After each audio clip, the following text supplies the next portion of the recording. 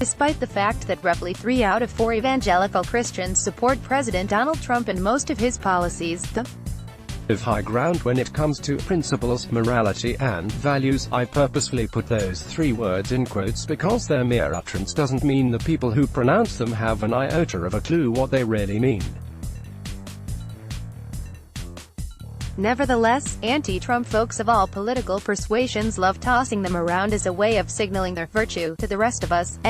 Principles, pleats the entire third world come to America is the definition of loving thy neighbor.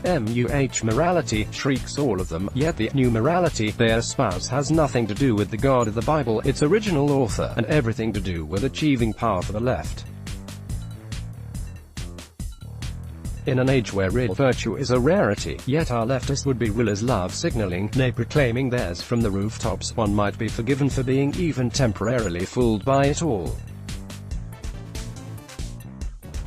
Maybe Nancy Pelosi really is a good person when she lectures us about border walls being immoral. Maybe St. Pete really does have the hot new take on values. Maybe the likes of Joe Walsh, Bill Kristol, George Will, and John Pavlovitz, randomly selected Trump haters, all really do put the principles they supposedly have first, and that's why they oppose the president at seemingly every turn. Especially given a leftist-controlled mainstream press all too willing to portray the president as a monster and his policies as monstrous, you may be forgiven for thinking all of those things. But the reality, however, is actually the exact opposite of what they would have you believe. In fact, it is Trump's supporters who truly have every inch of the moral high ground. In fact, it is Trump's policies that are the very definition of objective principles, morals, and values, even if his presentation at times gives his haters ammunition by seeming to belie that fact. Consider the 3 unalienable rights the Declaration of Independence acknowledges as having come to humans unconditionally from the Creator: life, liberty, and the pursuit of happiness. Life eight's a pretty good place to start, especially considering we're dealing with a literal death cult that relishes the notion of killing as many unborn babies as possible. Start there, and any attempts they make to portray themselves as good people fall flat, but there's so much more. Consider communism, the ideology whose adherents gleefully murdered over 100 million people over the last century. Ever hear these would-be paragons of morality condemning communism these days? No. Could that be because they want to give it another try but don't want to be so obvious about it? Could it be because the socialism they espouse is but a mere step away from the totalitarian kind of communism that slays millions in the name of equality? Every time these jackals politicize mass shootings to call for more gun control, remember that they really don't care about any of the lives such legislation would save, especially considering they know full well the legislation they espouse wouldn't actually save any lives. In their unquenchable thirst for control, leftists would happily take away the right to defend oneself against rogue criminals or rogue governments.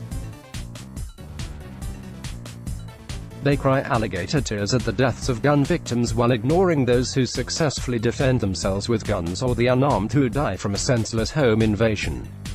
And then there's their relentless calls for unlimited immigration from the third world, ignoring the plight of the American middle and lower classes, despite the fact that third worlders would be better served by helping them there instead of bringing them here. It's all for power, of course, because they know these folks tend to lean left, but they pretend it's about morality, liberty, as you see fit, or even keep most of your own earnings. It's no secret that leftists want to take it all away, except for certain leftist-approved liberties, like changing sexes and murdering unborn babies, of course. In other words, the liberty issue is a slam dunk for a belief system that generally believes the fundamental concept of individual liberties. Want to keep a rogue government from running roughshod over and even murdering millions of its own citizens. Allow citizens to own guns.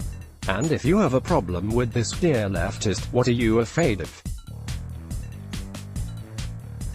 liberty to pursue happiness according to one's own bent, so long as it doesn't infringe on the rights of others, is ingrained in our nation's founding documents, and yet leftists would take all that away if they could. Bottom line, those who refuse to support President Trump based on optics alone are completely missing the big picture.